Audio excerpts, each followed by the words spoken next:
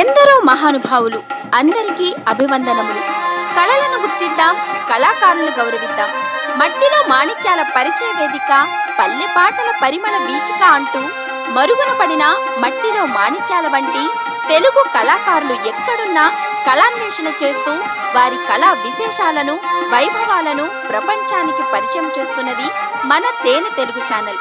మనలోని అపారమైన సాంప్రదాయ కళా నైపుణ్యాలను ప్రోత్సహిస్తూ వాటిని భావితరాల కోసం భద్రపరచాలనే సదుద్దేశంతో మీ ముందుకు వస్తున్న మన తేనె తెలుగు ఛానల్ ను సముదాయంతో సబ్స్క్రైబ్ చేసుకుని లైక్ చేసి ఆదరించాలని మనస్ఫూర్తిగా కోరుచున్నాము. ఇట్లు మీ అందరి అభిమాన ఛానల్ తేనె తెలుగు ఛానల్.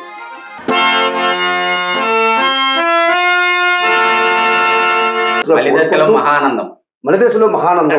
మరి అటువంటి మన కళారంగానికి పూర్వ వైభవం తీసుకురావడానికి ఒక బాధ్యత గల సిస్టంలో ఉన్నటువంటి వ్యక్తిగా సార్ నేను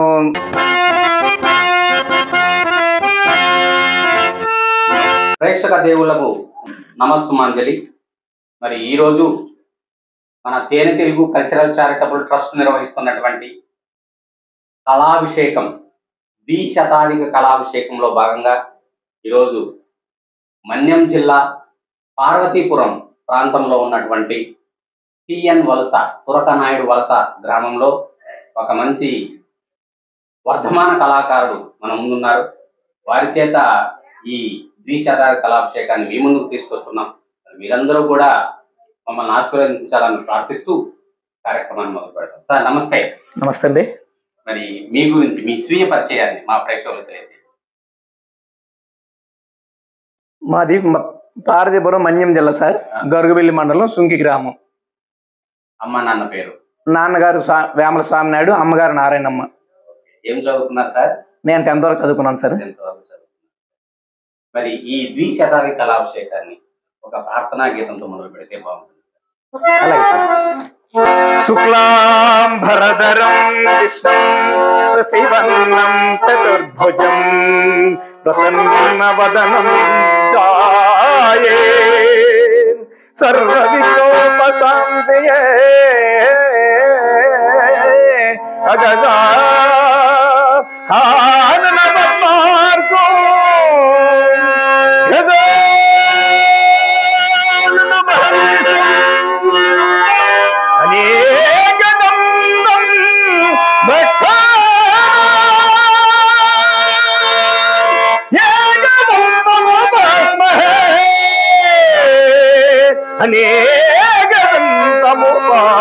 మరి మన సాంప్రదాయ కళారంగంలో ప్రతి కళాకారుడు తన కార్యక్రమాన్ని మొదలుపెట్టేటువంటి ఒక భక్తిరస శ్లోకంతో మన కార్యక్రమాన్ని మొదలుపెట్టినారు. మరి మీరు ఏ పాత్రలు నటిస్తారు? ఈ కళారంగంలోకి ఎలా మీ ప్రవేశం జరిగిందంటారు? సార్ నాకు మొట్టమొదటి నేను 10వ తరగతి చదువుతున్నప్పుడు స్కూల్లో ప్రోగ్రామ్స్ జరిగేవి. అది జరుగుతున్నప్పుడు డివి సుబ్బారావు గారు ఆ బాణి విని దానికి నేను కొంచెం ఆకర్షణ అయ్యాను సార్.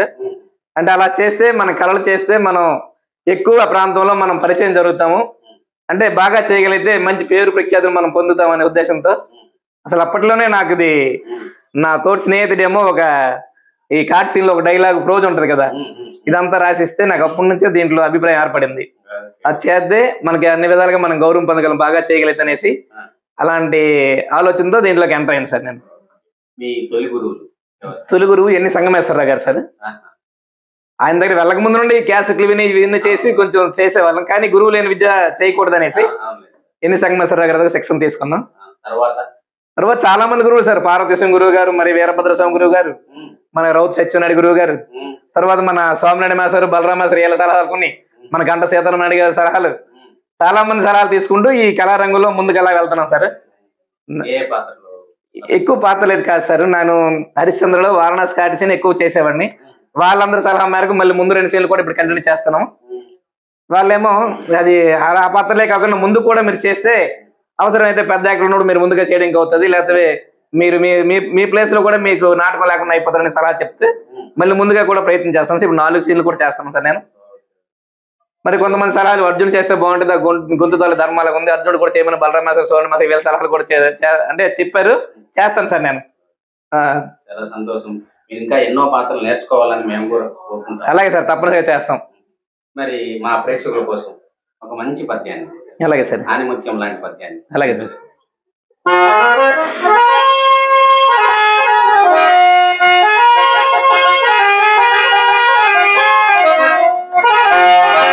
దేవి కష్టములెట్లను పుణ్యక్షేత్రమైన వారణాసిని దర్శించటని చూడు. వారణాసి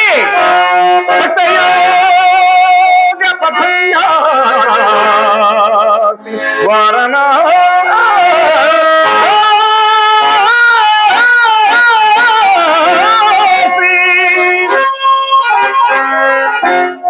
భవదురిత సాంద్రవక్షరాసి వారణాసి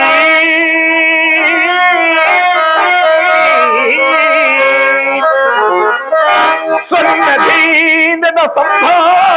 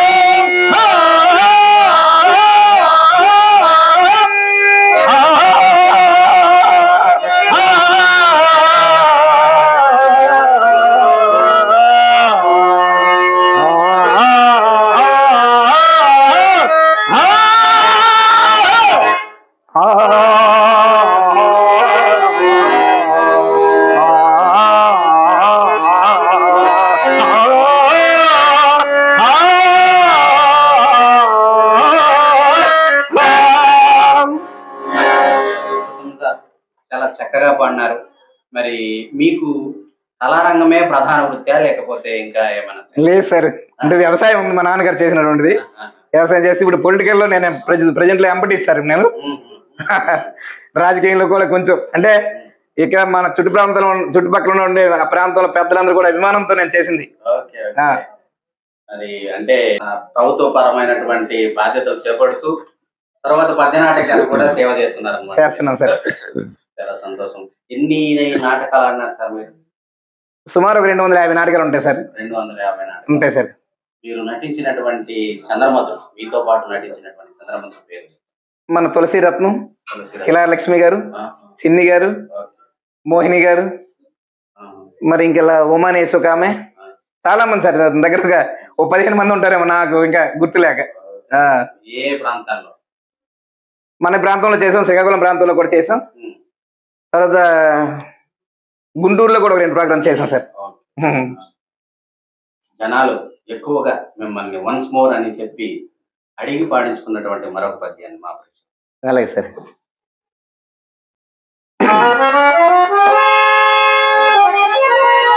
జీవితేశ్వరి సుగుణ సమవల్లి కఠిన కన్ముండన నేను ఎంత కుంచాలను దేవి, హృదయమా హృదయమా నేటితో అభిమానమును వదిలివేయము. హృదయమున నా హృదయమున ఎన్నో సిగ్గుల వదిలివే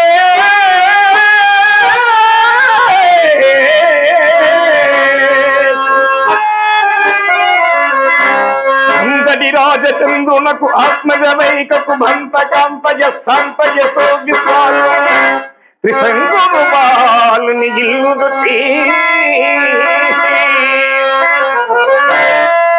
భాసుంతకుల ప్రసిద్ధికు కభన్నె గతించిన గస్తురాంధ్ర మేల్బందిది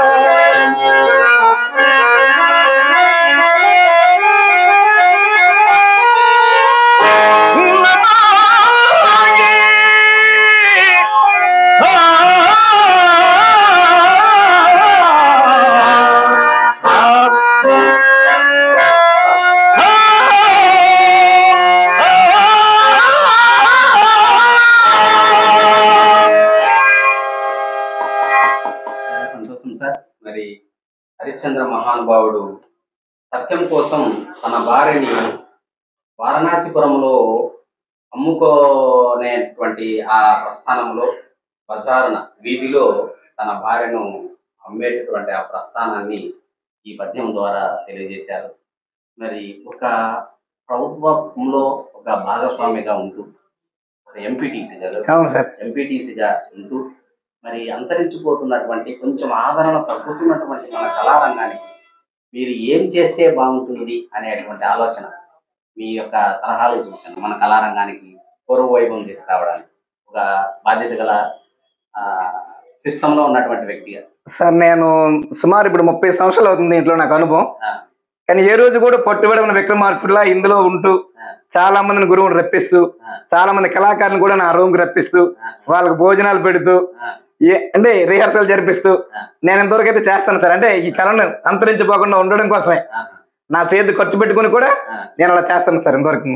ఇంకా చిన్నపిల్లలు ఎవరైనా చేస్తే వాళ్ళు ప్రోత్సహిద్దామని అనుకున్నా చిన్నపిల్లలు ఎవరు నాకు ముందుకైతే కనిపించట్లేదు, లేదా నా పెట్టుబడి పెట్టైనా వాళ్ళు తయారు చేద్దామని నా మనసులో అయితే అనిపిస్తుంది. అంటే కళలు అంతరించిపోకుండా ఉంచడం కోసం అది సార్.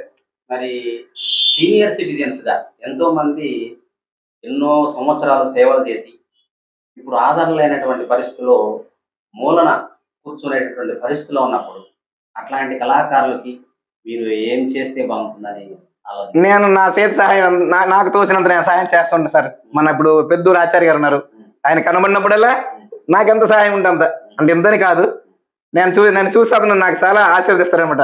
నువ్వు చాలా బాగున్నారని.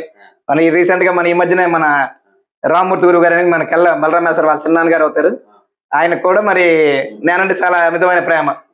వాళ్ళ సలహా తీసుకుంటూ వాళ్ళకేదో మాకు కలిగింది.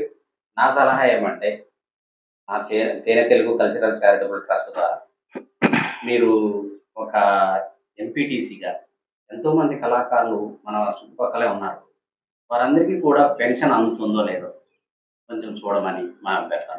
తప్పనిసరిగా చేస్తాం సార్. సీనియర్ కళాకారులకి ఒక మంచి అవకాశాన్ని కల్పించి వారి సేవలు మనం ఉపయోగించుకొని భావితరాలను తయారు చేసేటువంటి ప్రయత్నం చేసేటట్లుగా యంత్రాంగానికి జిల్లా స్థాయిలో కావచ్చు, రాష్ట్ర స్థాయిలో కావచ్చు, సంబంధిత నాయకులకి ఎవరి చేతిలో అయితే ఈ పని జరుగుతుందో వారికి మీరు ఒక రిప్రజెంటేషన్ ఇస్తే కూడా బాగుంటుంది. సాధ్యమైనంత వరకు నా ప్రయత్నం నేను చేస్తాను సార్, వాళ్ళకి మంచి జరగడం కోసం తప్పనిసరిగా చేస్తాను సార్. చేయాలని మా తేనె తెలుగు కల్చరల్ చారిటబుల్ ట్రస్ట్ సవినయంగా ప్రార్థిస్తుంది.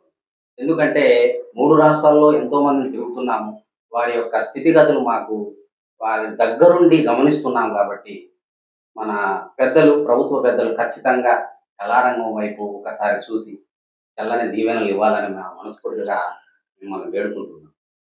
మరి ప్రస్తుత కాలంలో ఇప్పుడు చాలా మంది కూడా ఈ కళల పట్ల అభిప్రాయం ఏర్పడుతుంది సార్. ఆ నాయకులు కూడా అంటే వాళ్ళు అధికారులు కూడా దీనిపై దృష్టి పెట్టి కళలు ఏమైనా చేద్దాం, వాళ్ళకి ప్రోత్సహిద్దామనే ఉద్దేశంతో చాలా ఉన్నట్టుగా ఇప్పుడు జరుగుతున్నాయి సార్.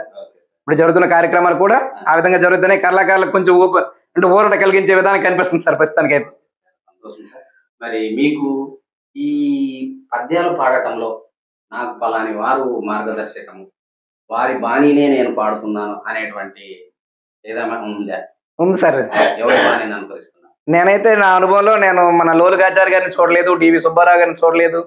చాలా చాలా పెద్ద యాక్టర్లు, మంచి యాక్టర్లు నేను ఆ కళలు అయితే నేను చూడలేదు సార్. కానీ వాళ్ళ క్యాసెట్ వినో వాళ్ళ తాలుగా అంటే పలానా లోలుగాచారి గారు చక్కగా పాడారని అటువంటి విషయం విని అంటే నా మనసులో అంటే అలా తయారవ్వాలనే ఆలోచనతో నేను ఇందులో ఇది ముందుకు నడిపిస్తూ వాళ్ళ తాలూకా అనుకరణ నేను పాటిస్తూ అంటే డివి సుబ్బారావు గారు అన్నట్టు డైలాగ్ అంటే బాగుంటది, ఆ పద్యం అంటే బాగుంటది అన్న ఉద్దేశంతో అలాంటి క్యాసెట్ అనుసరిస్తూ అంటే జనాలు ఎక్కువ మంది ఏమనుకుంటారు, ఏది బాగుంటుంది అనుకుంటే దాన్ని ఎంపిక చేసుకుంటే బాగుంటుంది అనుకున్న ఉద్దేశంతో ముందుకు సాగుతున్నాం సార్. మరి మా ప్రేక్షకుల కోసం ఇహ బంధాలు, భవబంధాలు అన్ని కూడా అశాశ్వతమే, కేవలం మనం చేసేటువంటి పనులే శాశ్వతం అని చెప్పి చెప్తారు కదా హరిశ్చంద్రుడు మాల్కోస రాగంలో. ఇంకో పద్యం ముందు చేస్తాను సార్. నేను ముందు బియ్యం ప్లస్ చేస్తాను. అయ్యారా మీరిరువురు మహాబ్రాహ్మణులే, బోధకుండు మీ ఎవ్వరి సహాయం నాకు అక్కర్లే. నా సత్యమైన రక్షమనేది కానీ జిటులంతైనా ధనంబు వచ్చినను రాని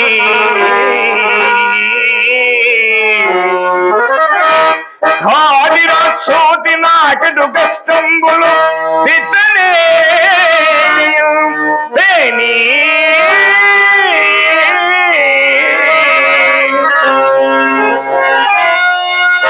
దివ్య భోగంబులెన్ని నాగాజనదాని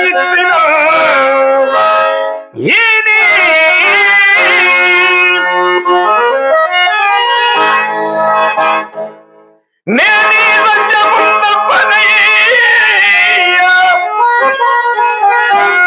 ఇడు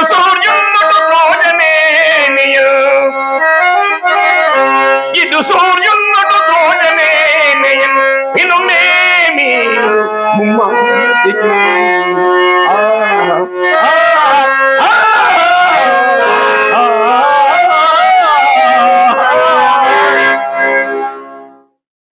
అలాగనే మేము కోరుకున్నటువంటి అన్నదమ్ములు అలాగే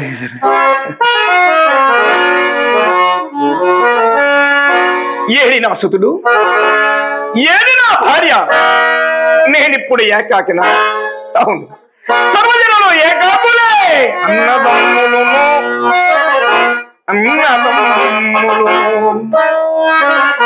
ఆలు బిడ్డలు కన్న తల్లిదండ్రులను స్నేహితులు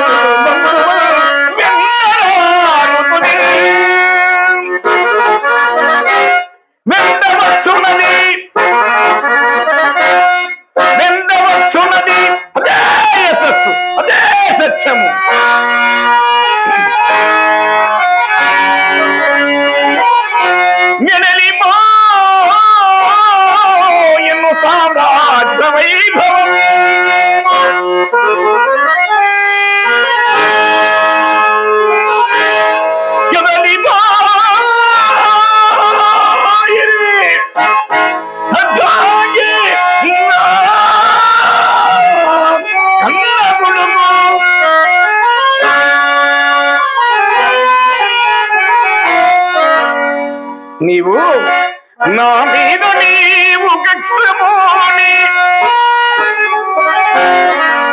నా మీద నీవు కక్షమోని జారిపోయింది వేలని జాలి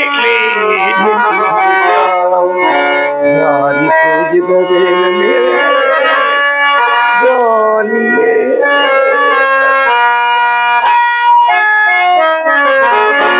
గమై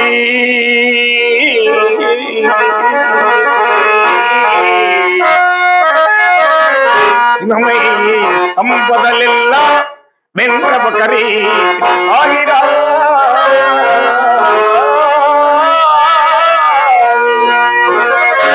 ఇరమై సంపదలెల్ల వెంట్రపకరి ఆగిరా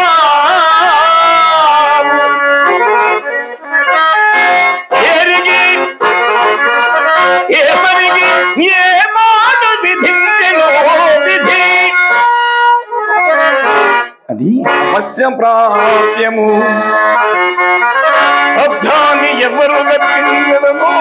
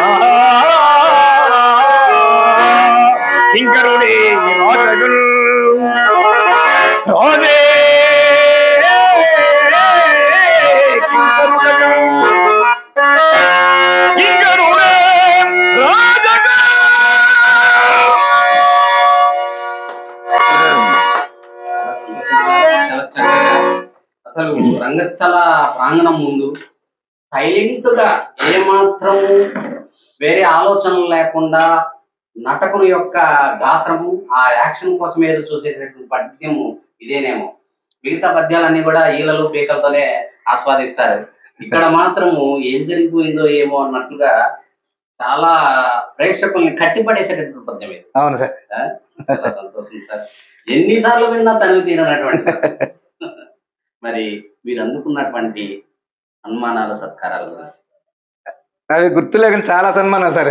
నా ప్రాంతంలో శ్రీను అంటే నా మీద ప్రేమ. నేను పాడుతాను కాదు, సమ్మంగి శ్రీను కాదు, నా ప్రాంతంలో చాలా మంది. మీ పేరు కూడా? నా పేరు శ్రీనివాసరావు. కనీసం 30 గ్రామాల్లో శ్రీను ప్రోగ్రాం అంటే వస్తారు. వాళ్ళకి అసలు ఎలాంటి సన్మానాలు చేస్తారో నేను అది మీకు చెప్పలేను, మాటలతో నేను వర్ణించలేను. ప్రతి గ్రామంలో నేనంటే అంత అభిమానం, ప్రేమ. నేను పాడతాను కాదు, శ్రీను అంటే మంచివాడు, శ్రీను ప్రోగ్రాంతో చూడాలి అన్న తపంతో చూస్తారంటే.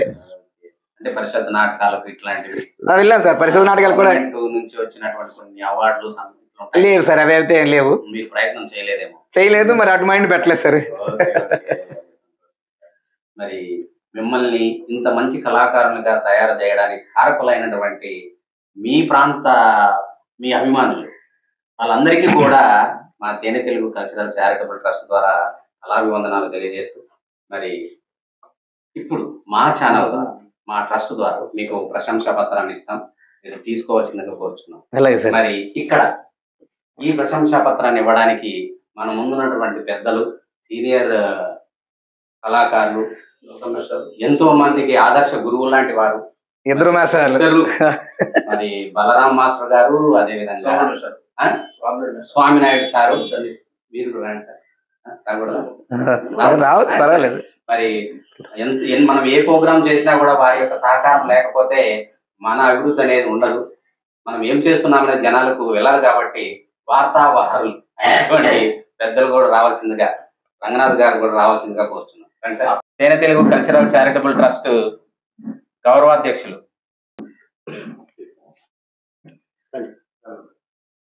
సార్ సార్ పట్టుకోండి సార్. చూడండి సార్, సార్ కవర్ అవుతున్నారా? రంగనాథ్ సార్